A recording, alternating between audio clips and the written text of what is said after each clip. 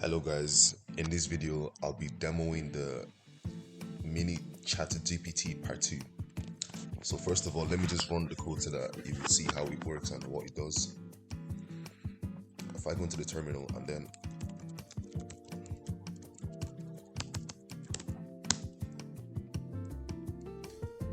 I run it, it shows me this GUI, this mini chatbot GUI. So I can either choose to send a text by typing it or record a voice note. So let me just try the typing one. I'll be like, what is today's date?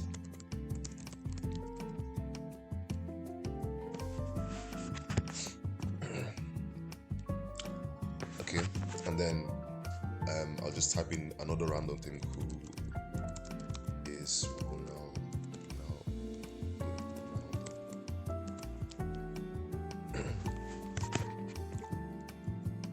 yeah, and then I can choose to record as well. So I'll just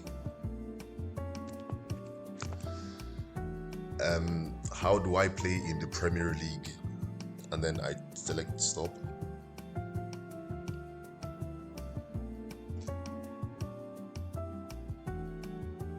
And then it's to play in the Premier League.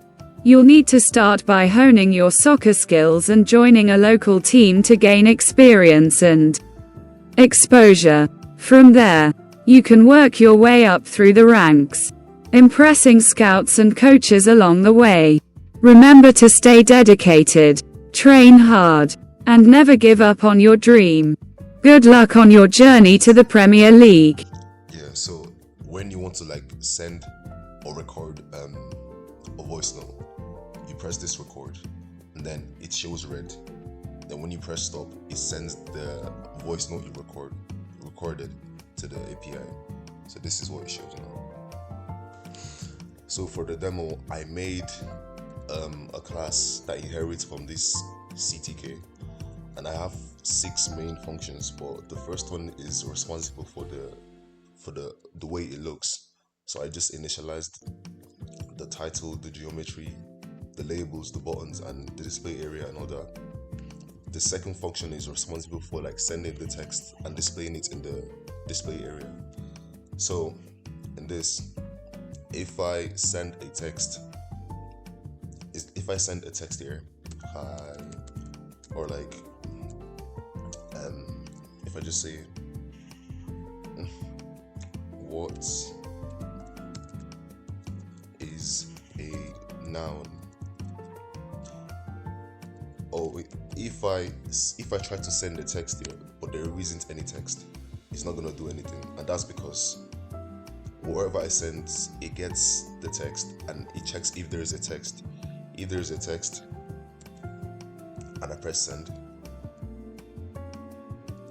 it goes into this if loop, displays the text in the display area first, and then this scroll down allows us to like see the latest message. So for example, if I send a text and it goes to the end of the display area like this, it allows us to scroll down and just see the current or like the latest message. After this, I use threading. I made a new thread that deals with the bot response. I passed in the target, which is the function. I passed in this bot response, and the arguments I passed in the text and the voice. In this second function, it deals with the bot's response. So the arguments are the text and the voice. In this line, I called in a different function and I passed in the text. So this function returns the response of the bot and then stores it in this variable. It then displays whatever the response was in the display area, which is this in this display area, and then this allows us to scroll to the bottom and just see the latest message. If there is a voice, that's if the user like recorded, it does this. I made a new thread that deals with the user's voice recorded chat. So I passed in a different function, which is this target, and this target which I imported from a different file, which is this text to speech. So in this text to speech file, I have multiple imports that just helps me with converting text to speech. A function that takes in a parameter, which is the speech, and then makes a temporary file, and then convert that's text in the file to speech.